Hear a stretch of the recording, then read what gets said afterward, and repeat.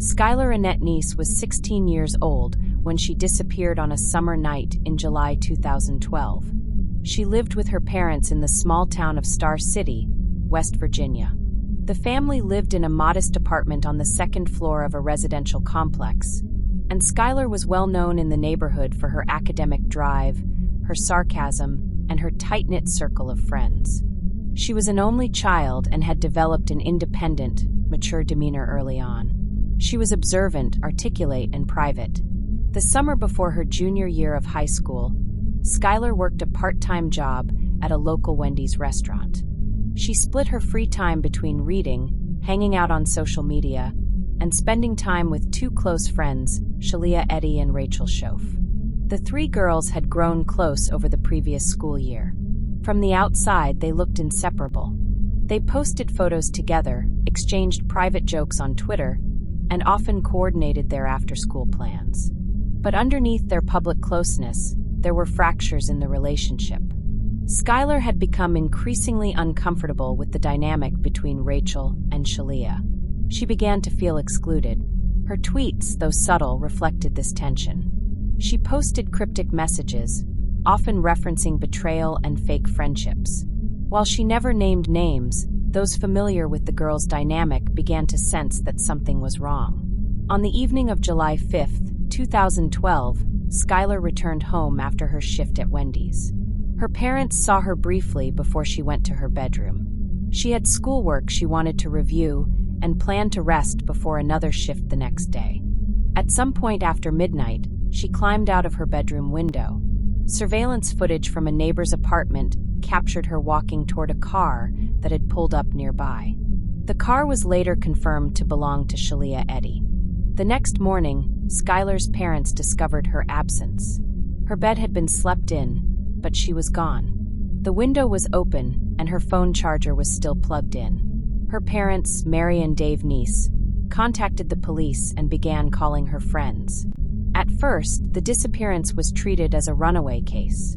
Skylar had left voluntarily, and there were no immediate signs of abduction or foul play. Shelia Eddy told police that she and Rachel had picked up Skylar late that night, but said they dropped her off a short distance away less than an hour later. Both girls repeated the same story. They said they had driven around town, talked, and dropped her off near the road leading to her apartment so she wouldn't wake her parents. The story was plausible. There was no reason, yet, to doubt it. In the days that followed, Skylar's parents began to distribute missing person flyers. They worked with local authorities, media outlets, and community volunteers. The case gained local traction, and then state-level attention. But there were few leads. Her phone had been turned off shortly after she left home. Her bank card had not been used, and no confirmed sightings had been reported. Rachel and Shelia continued to present themselves publicly as concerned friends. They helped distribute flyers. They posted messages of hope online. They gave statements to police when requested. But investigators began to notice inconsistencies. Details in their stories changed slightly with each telling. Their emotional reactions appeared scripted. Detectives began to suspect that the girls knew more than they were saying. Meanwhile, Skylar's social media activity came under closer review. Her final tweets, posted in the days before her disappearance, hinted at conflict. One tweet read, "You doing something like that is just so shady." Another, "All I do is hope." The tone was subtle but pointed. Investigators interviewed classmates and friends, piecing together the undercurrents of drama between the girls. By early fall, the case shifted tone. Skylar was no longer assumed to be a runaway. The FBI became involved, and the focus moved toward a possible abduction or worse. Both Rachel and Shelia remained publicly supportive, but privately, their behavior began to raise more concern. Rachel became withdrawn. Shelia became overly helpful, volunteering details no one had asked for. Then, in December 2012, Rachel Shoaf experienced a mental breakdown. Her family admitted her to a psychiatric facility for evaluation. She remained under care for several days. Upon release, Rachel requested to speak with law enforcement. In a calm and emotionless tone, she confessed, She told investigators that she and Shelia had planned to kill Skylar. The reason, she said, was simple. We just didn't like her anymore. The confession was recorded, and Rachel agreed to lead police to the body. On January 16, 2013, Skylar Neese's remains were discovered in a remote wooded area across the Pennsylvania border. Her body had been left there for 6 months, exposed to the elements. Her parents were notified immediately. The truth, after months of silence and speculation, had emerged. Rachel Shoaf was charged and detained. Shelia Eddy continued to deny involvement until further evidence, including cell phone data and Rachel's full statement, made her arrest inevitable. She was taken into custody several months later. The full story, still unfolding, shocked the country. The case of Skylar Neese was no longer about a missing girl. It was about betrayal, cold premeditation, and the terrifying possibility that those closest to you could become your killers. In the chapters to follow, the investigation, legal proceedings, digital footprints, and psychological elements will be explored in full detail, using only verified public records and first-hand accounts. The arrest of Rachel Shoaf marked a turning point in the investigation into the disappearance and murder of Skylar Neese. Until her confession, authorities had made little progress beyond circumstantial suspicions. But Rachel's admission changed the case entirely. Her account not only confirmed that Skylar was dead, it revealed that the act had been premeditated, deliberate, and committed by 2 teenagers who had once been her closest friends. Rachel told investigators that she and Shelia Eddy had planned the murder for weeks. They had discussed it in person, over text messages, and through coded online exchanges. According to Rachel, the motive was as cold as it was shocking. We just didn't want to be her friend anymore. There were no claims of abuse or threats. No fight that had escalated out of control. The killing was not impulsive. It had been scheduled. The plan was to lure Skylar out of her home under the guise of a late-night drive, something the girls had done many times before. Rachel and Shelia picked her up in Shelia's car just after midnight on July 6, 2012. Skylar believed they were going to hang out in the woods outside of town, an area they had frequented before to smoke and talk. She brought her phone and her lighter, but left her purse and charger behind. It was supposed to be a quick trip. The girls drove across the state line into Greene County, Pennsylvania, to a remote patch of woods known only to locals. According to Rachel's confession, once they parked, the 3 girls exited the vehicle and walked into the trees. At a pre-agreed signal, Rachel and Shelia pulled kitchen knives from their hoodies and began to attack Skylar. Skylar fought back. She was small but strong, and she managed to run briefly. But she was outnumbered and cornered. The attack was brutal. Rachel later described the struggle in detached terms, noting the number of times Skylar had been stabbed. Afterward, they attempted to bury her body under rocks and branches, but the site was shallow and exposed. The details of Rachel's confession were supported by location data from her and Shelia's phones. Cell tower pings placed them in the area Rachel had identified. Her timeline matched the surveillance video from Skylar's apartment. The statements were consistent with the evidence, finally giving investigators the break they needed. After Rachel's confession, law enforcement obtained search warrants for both girls' homes, phones, and social media accounts. What they found supported Rachel's version. Text messages between Rachel and Shelia contained cryptic references to a plan, with timestamps aligning with the night of the murder. Photos and private notes were recovered that hinted at foreknowledge. Shelia Eddy, meanwhile, maintained her innocence. She posted on Twitter, continued to attend school, and even expressed grief over Skylar's death. But as Rachel's cooperation with law enforcement progressed, the pressure mounted. Eventually, investigators confronted Shelia with the evidence: Rachel's full confession, digital records, and the recovered remains. She was arrested in May 2013. The arrests of Rachel Shoaf and Shelia Eddy made national headlines. The contrast between their public personas and their crime was difficult for many to comprehend. They had not been social outcasts. They were not previously known for violent behavior. They had been cheerleaders, honor students, and regular high school juniors. And they had murdered their friend with chilling intent. As the case moved toward prosecution, the community of Star City was shaken. Skylar's parents, Dave and Mary Neese, had held out hope for months that their daughter would return. The confirmation of her murder and the identity of her killers was a devastating blow. Their grief was compounded by the betrayal, the realization that their daughter's best friends had planned and carried out her death. Rachel Shoaf was charged with second-degree murder as part of a plea agreement. In exchange for her full cooperation and testimony against Shelia, prosecutors reduced the charge from first-degree murder. Her sentencing was deferred pending the outcome of Shelia's trial. Shelia Eddy was charged with first-degree murder. Prosecutors built a case based on Rachel's testimony, digital evidence, and forensic findings from the crime scene. The trial preparation included witness lists, expert reports, and psychological evaluations. Shelia's defense team initially planned to fight the charges, but eventually entered into negotiations. In January 2014, just days before her trial was set to begin, Shelia changed her plea to guilty. She accepted responsibility for Skylar's murder and was sentenced to life in prison with the possibility of parole after 15 years. The plea spared the Neese family the trauma of a public trial. Rachel Shoaf was sentenced shortly afterward. She received a 30-year sentence with the possibility of parole after 10 years. Both girls were sent to separate correctional facilities designated for young female offenders. The legal process concluded with both perpetrators behind bars, but the emotional toll on the Neese family and the wider community lingered. Skylar's story had started as a missing person case and ended in a courtroom, revealing a premeditated betrayal that defied logic and left a permanent scar on everyone involved. With the confessions and convictions complete, attention shifted to the broader implications of the case.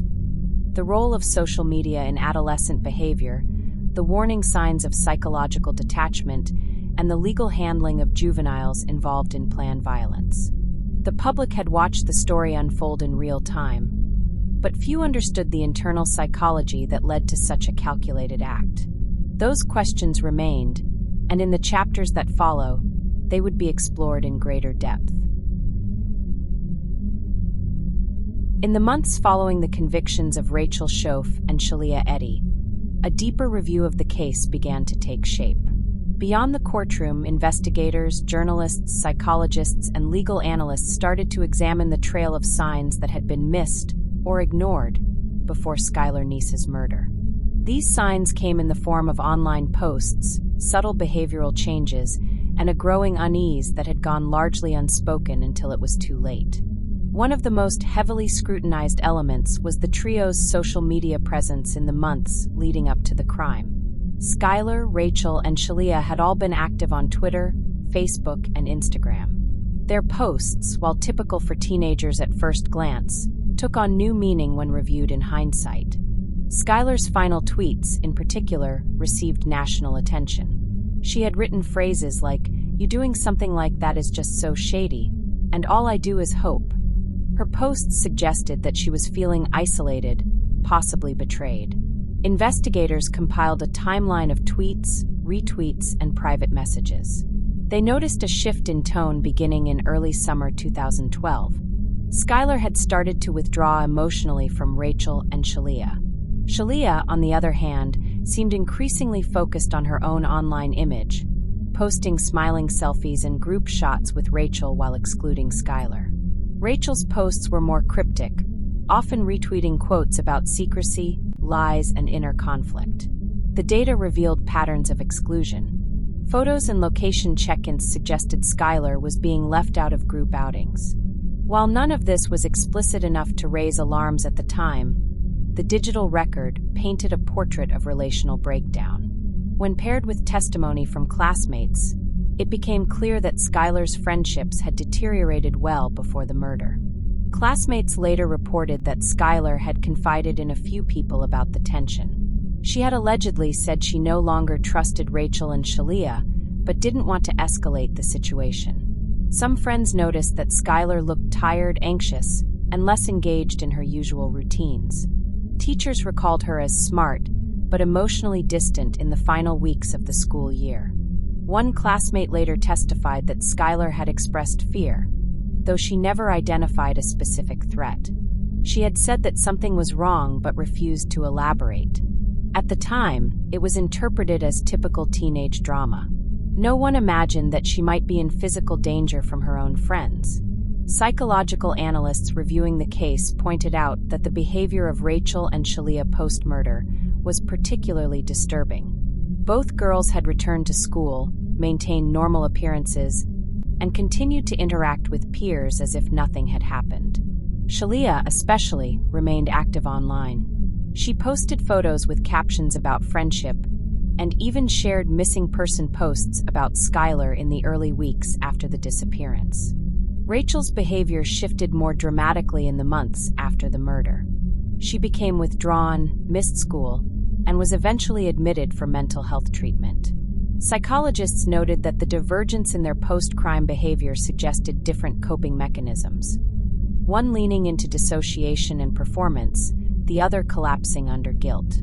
Forensic psychologists later described the crime as an example of shared psychopathy, or folie à deux, a rare phenomenon in which one dominant individual exerts influence over another to the point of shared criminal action. In this scenario, Shelia was seen as the dominant figure. She was socially assertive, outwardly confident, and known to be manipulative. Rachel, while also complicit, appeared to have followed Shelia's lead, later breaking under the weight of guilt. Further analysis of their communications showed that Shelia had carefully managed the narrative in the days after the murder.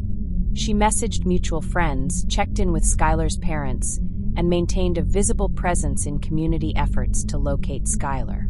Her actions were interpreted by some as concern, but in retrospect, they read as calculated deflection. Rachel's confession was triggered by psychological collapse. After being admitted to a facility for what was described as an emotional breakdown, she requested to speak to law enforcement. Her disclosure was matter of fact. She did not attempt to frame the murder as a mistake or heat-of-the-moment decision. She said very simply that they had planned it and executed it. She showed little emotion during her initial confession. This lack of emotional depth became a central point of discussion. Both girls had demonstrated what professionals called a shallow effect, a limited emotional response to an act of extreme violence. It was one of several traits often discussed in connection with adolescent psychopathy, though neither Rachel nor Shelia was ever formally diagnosed as such in court records. Law enforcement officials reflected publicly on the case, noting how difficult it had been to penetrate the wall of teenage secrecy. Many of the girls' interactions occurred in private chat threads, closed friend groups, and through slang-coded language. Detectives admitted that despite the vast amounts of digital data available, it had been the psychological unraveling of one suspect, not the evidence, that had broken the case open. In school communities across the country, the Skylar Neese case became a reference point. Guidance counselors and educators used it as a case study to highlight the importance of monitoring relational aggression, exclusionary behavior, and cryptic cries for help. It prompted a wave of training on how to interpret social media behavior as an extension of adolescent mental health. For the Neese family, none of these institutional learnings could undo the loss. They continued to advocate for legislation aimed at improving response protocols for missing teenagers. Their public message emphasized awareness, prevention, and the quiet dangers that can exist inside seemingly ordinary friendships. They worked with state legislators to help pass Skylar's Law, which would mandate immediate public announcements in cases of missing juveniles. The emotional terrain of this case remained vast. It involved betrayal, psychological denial, and the failure of peers and adults to recognize signs of a looming tragedy. What made it uniquely haunting was not just the violence, but the absence of clear motive, the superficial normalcy of the perpetrators, and the silent signals that were misread, or missed entirely. The implementation of Skylar's Law marked a rare point of resolution in a case otherwise defined by confusion, deception, and grief. The law mandated that missing juveniles would immediately be treated with the same urgency and public notification protocols as Amber Alerts. It was a direct response to the delay in Skylar Neese's case, where her disappearance had initially been misclassified as a runaway. While the legal recognition was meaningful, it did little to lessen the emotional weight for Skylar's parents. Mary and Dave Neese remained public figures in the aftermath of the trial, often invited to speak at schools, youth conferences, and criminal justice forums. They focused on educating others about the dangers of relational aggression and the importance of early intervention. Their presentations included not only timelines and warning signs, but also reflections on the nature of trust, secrecy, and betrayal within adolescent relationships. Rachel Shoaf and Shelia Eddy were both serving their respective sentences in separate correctional institutions. Rachel, having pled guilty to second-degree murder and testified against Shelia, was eligible for parole after 10 years. Shelia, convicted of first-degree murder, would serve life with the possibility of parole after 15. Both were placed in facilities for female offenders with programming that included psychological counseling, educational services, and behavioral monitoring. Correctional records released to the public showed that Rachel had engaged in therapy and educational programs without incident. Her behavior was reported as compliant and quiet. Shelia's record reflected similar stability, though reports from facility staff noted that she remained socially dominant even in prison settings. Both women remained largely out of the public eye, though their names periodically resurfaced in online forums and true crime discussions. Legal analysts continued to examine the implications of the case. One recurring question was how the justice system should address adolescent perpetrators of premeditated violence. The legal handling of Rachel and Shelia reflected a compromise between accountability and recognition of youth. Their age at the time of the crime introduced complexity into sentencing guidelines and rehabilitation goals. Several universities added the case to criminal justice and psychology curricula. It was studied not only for its legal aspects, but also for its broader sociological context. Professors used it as an example of how social hierarchies, peer dynamics, and digital behavior intersect in modern adolescence. The crimes planning phase, executed entirely within private interactions and concealed behind online normalcy, was a subject of particular interest. Public sentiment around the case remained complicated. While the initial shock had faded, the story of Skylar Neese lingered in cultural memory. Her photo remained etched into social media timelines and news archives. Memorial pages continued to be updated annually, and online communities posted tributes on her birthday and the anniversary of her death. For those closest to the case, recovery was incomplete. Teachers who had known the girls struggled with the aftermath. Classmates described feeling permanently changed. Some had testified during court proceedings and later spoke of carrying guilt for not recognizing signs earlier. Others avoided speaking publicly at all. The emotional impact extended far beyond the courtroom. In the years that followed, new details occasionally emerged through interviews or supplemental legal filings. These details rarely changed the known facts, but added nuance to the understanding of the girl's state of mind before and after the murder. Forensic evaluations submitted during sentencing described both girls as exhibiting traits of emotional detachment and impaired empathy, but not to the level of diagnosable disorders. One such report noted that Rachel had demonstrated increasing signs of internal conflict in the weeks leading up to the murder. Her ability to carry out the plan, despite apparent psychological distress, became a focal point in post-trial psychological reviews.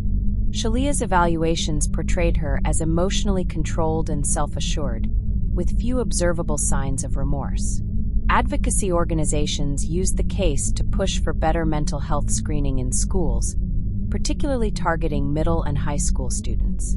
They argued that the early signs of emotional distress and relational dysfunction were present and could have been addressed through appropriate intervention. Policy proposals included increased training for school counselors, mandatory reporting mechanisms for digital bullying, and anonymous support systems for students experiencing isolation. Skylar's legacy, though born out of tragedy, continued to shape these efforts. Her name was attached to workshops, school safety campaigns, and mental health initiatives. Her parents, though still grieving, remained active in shaping these programs. They believed that transparency, education, and vigilance were essential tools in preventing future acts of peer-driven violence. The case remained a point of caution for parents, educators, and law enforcement. It illustrated how outward appearances could mask dangerous undercurrents. It demonstrated how digital communication could serve as both a warning system and a method of concealment. And it left behind a story that, even after all legal matters had concluded, still raised unresolved questions about youth, violence, and the boundaries of friendship. The years following the sentencing of Rachel Shoaf and Shelia Eddy unfolded with quiet routine inside their respective correctional facilities. Public interest had slowed, though periodic news articles and true crime retrospectives revisited the case. Skylar Neese's murder remained a reference point in academic discussions and digital safety seminars, but for most people, the story had become history. Inside institutional walls, however, time moved differently. Rachel Shoaf served her sentence in a medium-security women's facility with a specialized program for young offenders. Records showed she completed educational milestones and engaged in individual therapy focused on accountability, emotional regulation, and cognitive restructuring. She participated in group sessions addressing violence prevention, trauma-informed behavior, and peer influence. Her reports remained consistent: quiet, cooperative, emotionally flat. Her parole eligibility approached in 2023, a full decade after the crime. As required by the state, the parole board began reviewing her case file. An extensive collection of behavioral logs, psychological assessments, and progress summaries. Rachel had not incurred a single disciplinary infraction. Her psychological evaluations described her as remorseful, stable, and socially reserved. Several staff members submitted letters in support of her readiness for supervised release. Shelia Eddy remained in a higher security environment. Though eligible for parole in 2028, she continued to be monitored closely due to her perceived manipulative tendencies and history of dominance in social dynamics. Her psychological evaluations indicated she had made behavioral progress, but continued to exhibit traits of control and limited empathy. She participated in programming, but remained emotionally guarded. Her file included fewer endorsements from staff. As Rachel's parole hearing neared, the Neese family was given the opportunity to submit an impact statement. They opposed her release. In a written declaration, Mary and Dave Neese emphasized the deliberate cruelty of Rachel's actions and the lifetime loss of their daughter. They argued that accountability required more than good behavior. It demanded full recognition of harm, which they believed Rachel had not yet expressed in a meaningful way. The parole board held a closed-door session to review Rachel's eligibility. She did not appear in person, opting instead to submit a written statement. In it, she acknowledged her role in Skylar's death and accepted responsibility without requesting forgiveness. Her tone was clinical and brief. The board weighed her statement against the victim impact reports, institutional feedback, and psychiatric records. Rachel's parole was denied. The board cited the severity of the crime, the calculated nature of the act, and ongoing concerns about her emotional insight. They scheduled a review for 5 years later. The decision was not widely reported in the press, but was quietly acknowledged by legal observers following the case. In the aftermath of the denial, Rachel's behavior remained unchanged. She continued attending classes and therapy, showing no outward signs of emotional instability or disruption. Her correctional file described her as accepting the board's decision without argument. Skylar's parents continued their advocacy work, often appearing at school events and policy roundtables. They reinforced the message that relational violence among teens was often overlooked until it escalated. Their materials included anonymized examples of manipulation, secrecy, and emotional withdrawal, patterns drawn from Skylar's final months.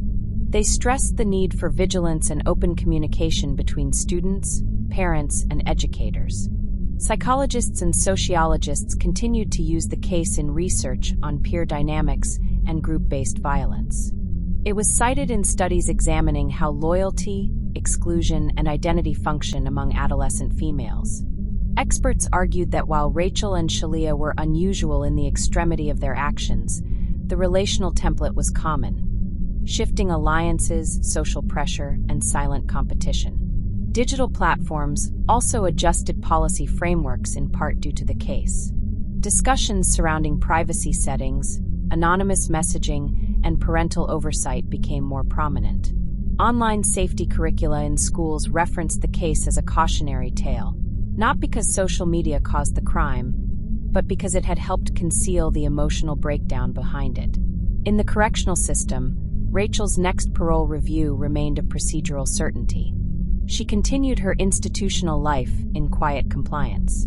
Shelia's sentence progressed in parallel, with her case files updated periodically, but without change to her eligibility timeline. For the community that had once known Skylar, the passage of time did little to dull the ache.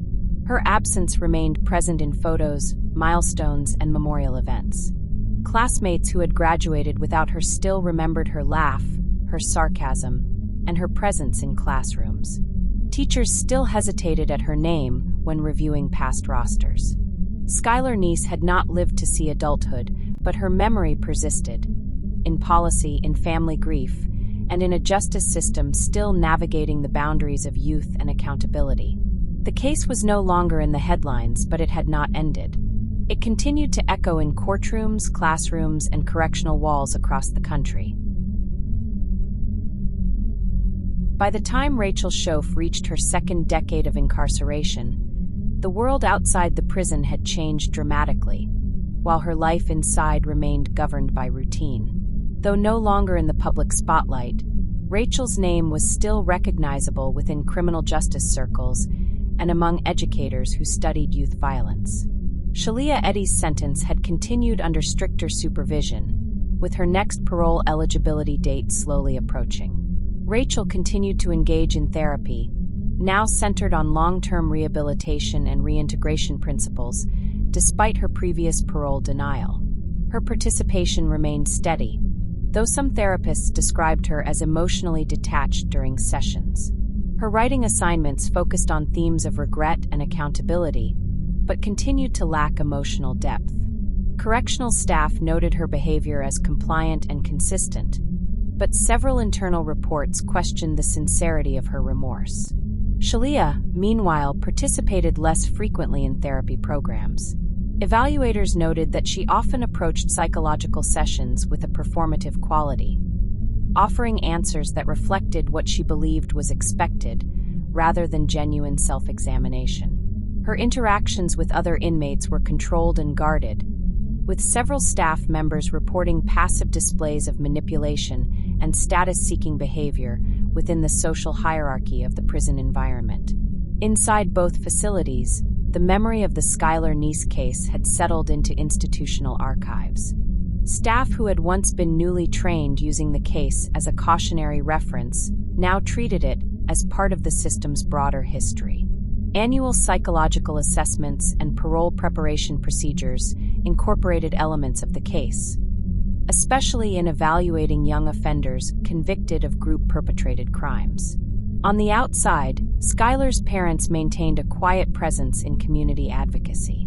They no longer appeared in national interviews, but continued to support educational outreach focused on peer violence prevention. Their presentations were often delivered through pre-recorded materials or adapted for school counselors and youth programs. The content avoided sensationalism and instead focused on behavioral signs, social withdrawal patterns, and the importance of early adult intervention. Educational institutions kept the case alive in academic spaces. Criminology departments featured it in seminars on adolescent complicity, shared culpability, and the psychological traits common in premeditated teen violence. In one university's study, Students were assigned to analyze the behavioral and social media patterns of all three girls, Skylar, Rachel, and Shelia, to map emotional trajectories and missed red flags. The goal was not to sensationalize, but to teach pattern recognition within relational dynamics. Within the justice system, Skylar's case influenced parole board training, especially in how to evaluate written statements and emotional posture from applicants with long sentences. Rachel's earlier parole denial was often cited as a reference when determining the depth of remorse or rehabilitation. Committees were encouraged to weigh emotional intelligence and self-awareness as heavily as institutional compliance. Meanwhile, corrections administrators implemented updated protocols for housing young offenders convicted of violent crimes. Skylar's case, among others, had emphasized the need for early psychological triage, mandatory trauma screenings, and behavioral pattern mapping. The aim was to identify signs of coercion, peer dominance, or suppressed emotional states before they manifested in group aggression. In both Rachel and Shelia's institutional lives, the monotony of incarceration continued. Rachel's access to education persisted, and she completed coursework in ethics and behavioral theory. Shelia remained more socially isolated but maintained clean behavior records. Parole eligibility reviews loomed in the background but were not yet active. Both women remained under close supervision, not only for security but to assess evolving psychological states. There were no media updates or anniversary retrospectives during this period. Online interest existed in niche true crime communities, but public discourse had moved on. Skylar Neese's name reappeared only in connection to educational projects, legal research, or advocacy workshops. The emotional immediacy of the case had softened in the public memory, but its structural impact continued to guide policy. For the classmates and teachers who once knew the girls, silence replaced speculation. Many avoided speaking about the case altogether. Others continued to attend memorial events privately, leaving flowers or notes without fanfare. Skylar's name still appeared in yearbook memorial sections, sometimes with handwritten messages from younger students who had never met her. As the justice system evolved, the story of Skylar Neese remained embedded within its procedures. The case served as a benchmark in understanding adolescent decision-making, the limits of peer loyalty, and the role of institutional responsibility in preventing escalation. While the headlines had faded, the echoes of the crime persisted, in training manuals, in classroom lectures, and in the slow, deliberate processes of justice that unfolded behind closed doors. By the time a full decade had passed since Skylar Neese's murder, the case had become firmly embedded in the history of American juvenile crime. Though public attention had long since moved to newer headlines, her name remained present in legal texts, educational materials, and trauma-informed youth intervention frameworks. It was no longer just a story. It had become a case study, a model for policy, and a reference for training across disciplines. Inside the correctional system, Rachel Shoaf was quietly approaching her next parole eligibility review. Her behavior remained stable, with no disciplinary actions, and continued participation in educational and therapeutic programs. She had earned several certifications in behavioral theory and completed modules on trauma, conflict mediation, and institutional ethics. Her written reflections, reviewed by parole officers and case managers, continued to emphasize acceptance of responsibility, but still presented with limited effect. Therapists familiar with Rachel's development noted that while she had maintained institutional compliance, there remained an absence of deep emotional engagement. Her remorse, though acknowledged, had never fully transformed into outward empathy or vulnerability. Some reports described her tone as cerebral, self-aware, but disconnected from the emotional dimension of the crime.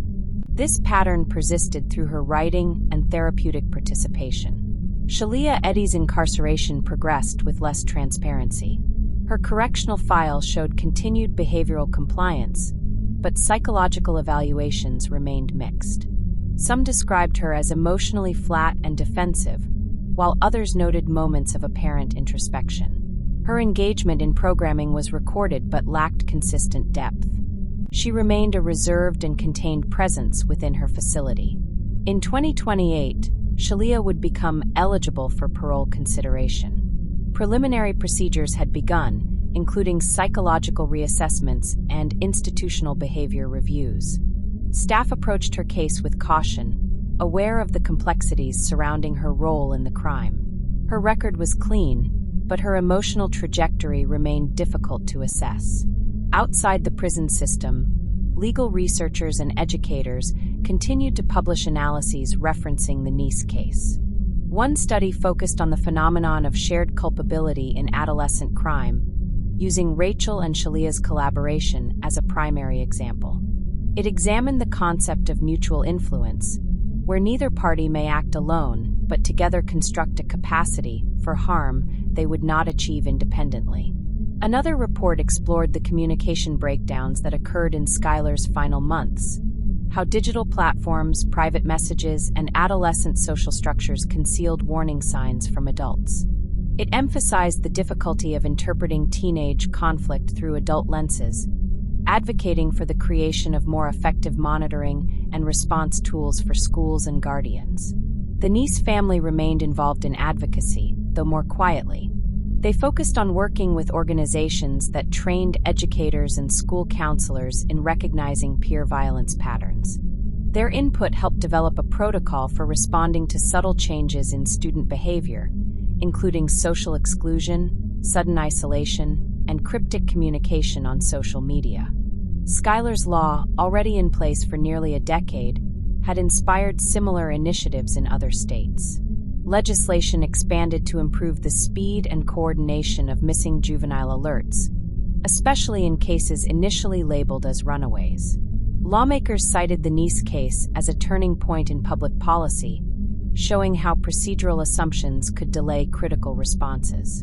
Within academic institutions, Skylar's story was used as part of broader discussions on empathy development in adolescence. Some courses in developmental psychology included her case in modules exploring the neurological and social development of teens and how deviations in empathy and impulse control can lead to extreme outcomes under specific social conditions. Meanwhile, Rachel's parole review approached. Her legal representatives submitted updated documentation, including letters from correctional staff and mental health professionals. She declined to provide an oral statement and instead submitted a written reflection similar in tone to her prior submission. She again expressed accountability and acknowledged the impact of her actions, but did not seek to justify or mitigate her crime. The parole board met in closed session. After reviewing the case materials, they issued a denial. The decision was based on the ongoing concern that Rachel's rehabilitation, while procedural and educationally complete, had not demonstrated the level of emotional and relational insight necessary for supervised reentry. The board cited the need for continued therapeutic engagement and scheduled another review for 5 years later. The decision was again not publicized. Skylar's parents were informed through official channels. They released a short statement reaffirming their support for the board's ruling. They expressed continued grief and a desire for Skylar's memory to remain centered in future conversations about safety, justice, and adolescent mental health. Within the prison, Rachel resumed her routine. Her correctional profile remained unchanged. She continued to engage with assigned coursework and therapeutic modules. Her behavior remained compliant. Her world remained small and structured. For the outside world, the name Skylar Neese still held weight. In classrooms, courtrooms, and correctional planning, her story served as a haunting reminder of how ordinary relationships can conceal extraordinary danger. And as her memory endured in silence, the systems shaped by her absence continued to evolve, quietly, deliberately, and without forgetting what had happened. As the 15th anniversary of Skylar Neese's death approached, institutions that had once reacted to the case now reflected on its legacy. Educators, law enforcement agencies, and mental health professionals revisited what the case had taught them. about prevention, communication, and the hidden complexities of adolescent relationships.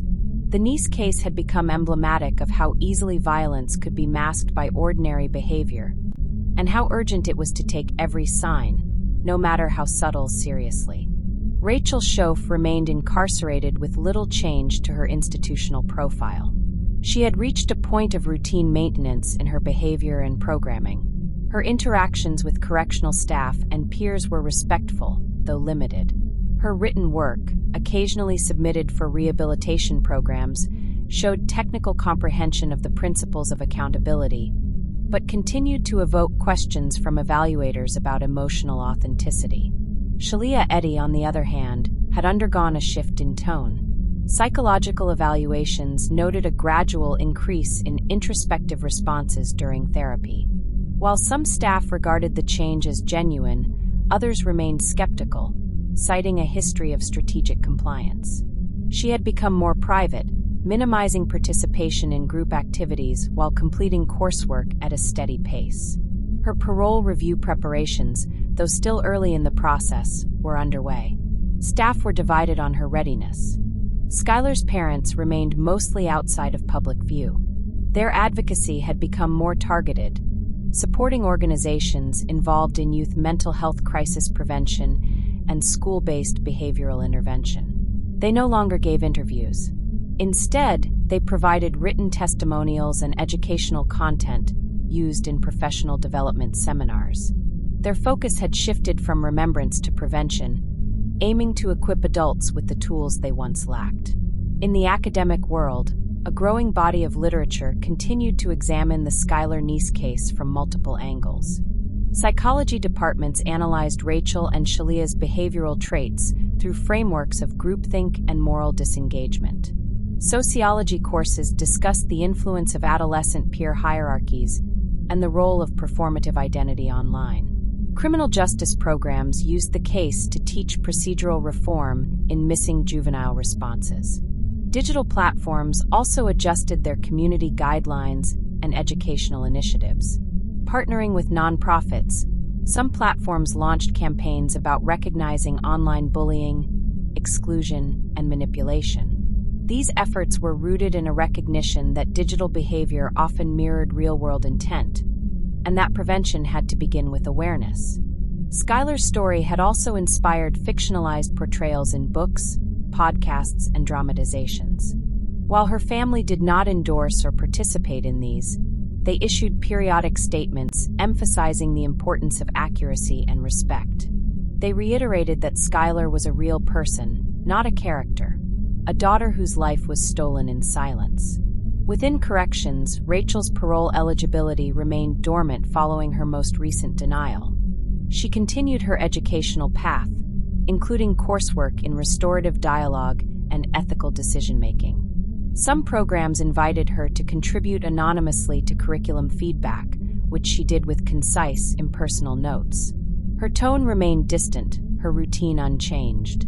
Shelia, while more reserved in demeanor, showed an increased willingness to engage in long-form writing. Her therapists encouraged reflective journaling, and in internal reviews, she began to articulate more complex thoughts about guilt, agency, and social dynamics.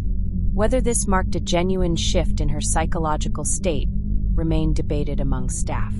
Her parole eligibility was approaching, and the next chapter of her case would be closely monitored. The legal community began hosting seminars focused on cases like Neese's, where adolescent killers had committed premeditated crimes without prior warning signs of violence. These seminars discussed the limitations of current intervention models, the importance of subtle psychological markers, and the legal system's need to evolve in handling teen perpetrators. Meanwhile, students continued to learn Skylar's name as part of structured lessons on peer behavior, ethics, and emotional safety. Her story was retold not to frighten, but to teach. Educators emphasized that small signs matter, that silence can be dangerous, and that trust is not immunity from harm. Skylar Neese's legacy, in this later phase, was one of institutional introspection. Her memory guided decisions made by people who had never met her, professionals shaping policy, teachers shaping minds, and counselors shaping the futures of students who might otherwise be overlooked. And through each quiet act of reform or prevention, her name endured not in headlines but in action.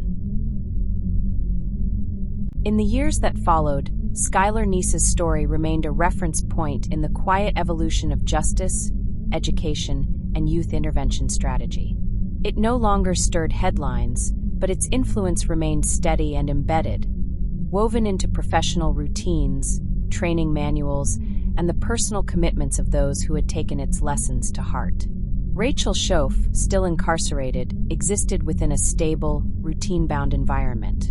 Her parole eligibility would be reviewed again, but internal assessments continued to show a disconnect between intellectual comprehension and emotional integration. Evaluators noted that while Rachel adhered to programming and continued to maintain a clean institutional record, her self-reflections remained surface level. She demonstrated an understanding of consequence, but her emotional narrative was viewed as underdeveloped. Her reintegration prospects were considered cautious at best. Shelia Eddy's case entered a more active stage as her parole eligibility approached. Over time, her participation in reflective exercises became more pronounced. She submitted longer writings during therapy, occasionally describing the factors that led to the crime. While not framed as excuses, her statements raised complex questions for psychologists. Staff remained divided. Some viewed her evolution as meaningful progress, while others saw it as carefully curated performance. Shelia's hearing preparation included interviews, psychiatric assessments, and a review of her behavior over more than a decade. She had no infractions and had completed multiple certifications.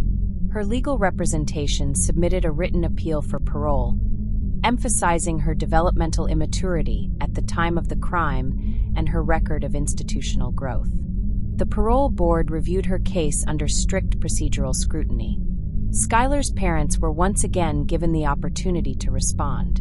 They submitted a private letter to the board opposing parole, reaffirming the nature of the crime and the permanent loss it had created.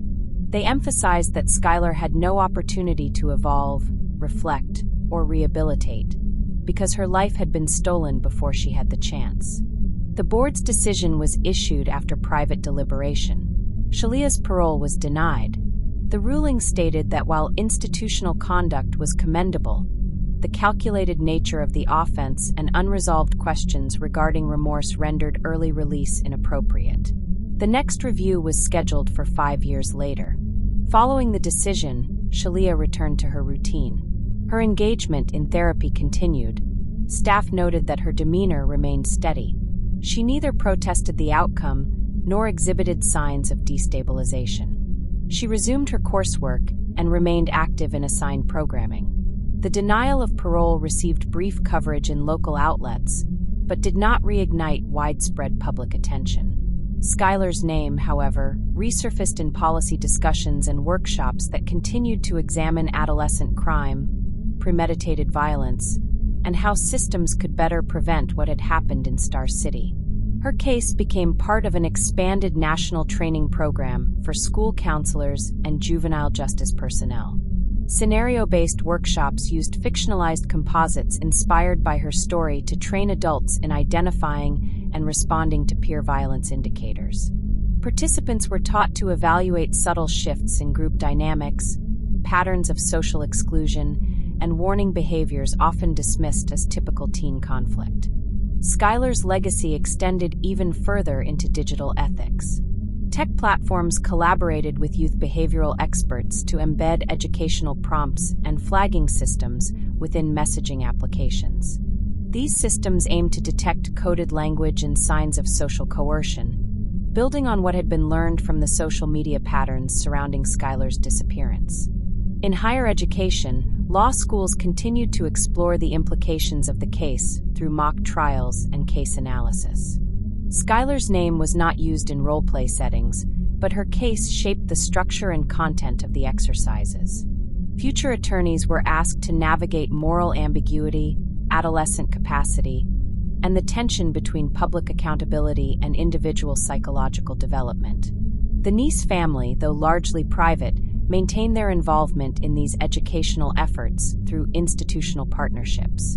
Their role became one of quiet reinforcement, ensuring that Skylar's story remained tethered to real-world application rather than rhetorical reflection. In the broader community, Skylar was remembered not with ceremonies, but with action. A scholarship was established in her name at her former high school, awarded annually to students pursuing studies in social work, psychology, or education. Her yearbook photo remained in a glass case in the hallway, beside a quote selected by her parents: "Be kind.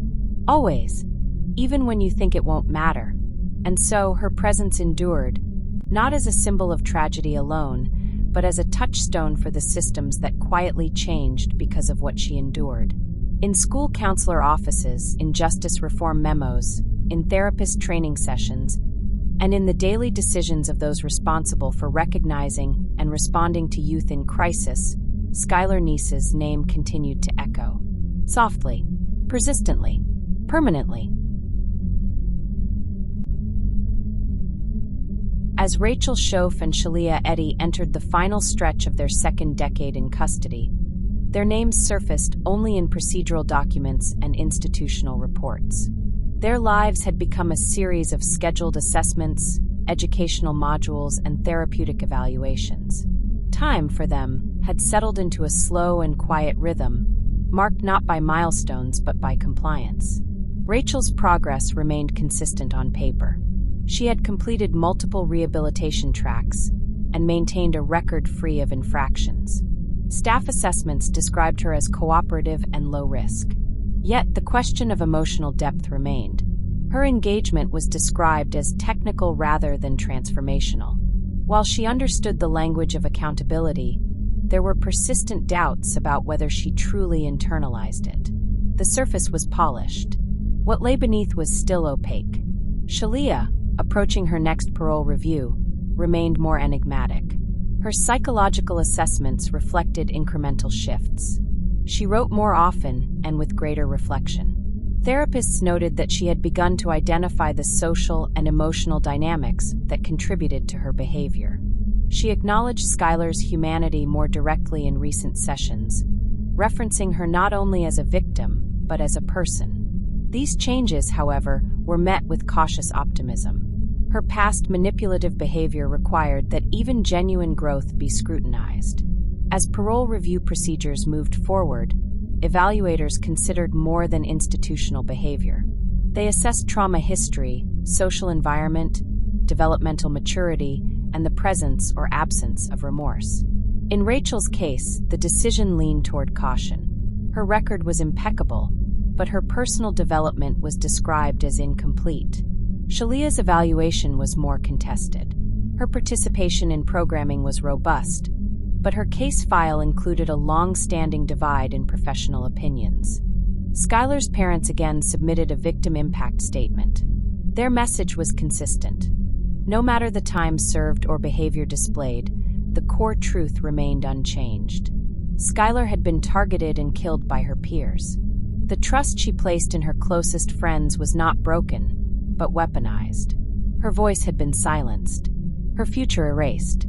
Parole, they argued, would never restore what had been taken. The parole board reviewed both cases. Rachel's request was denied.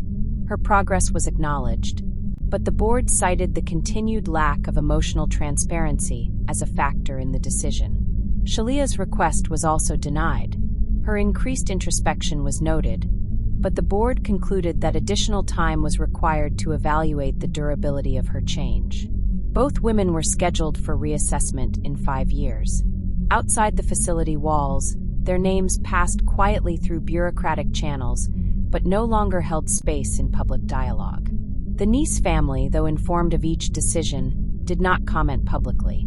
Their efforts were now directed toward mentorship and advocacy, helping other families navigate loss and the justice system. At Skylar's former high school, the scholarship in her name continued. Past recipients had gone on to study counseling, social work, and law. Her story, reduced to a few paragraphs in application packets, remained a reminder of both vulnerability and the enduring strength of community response.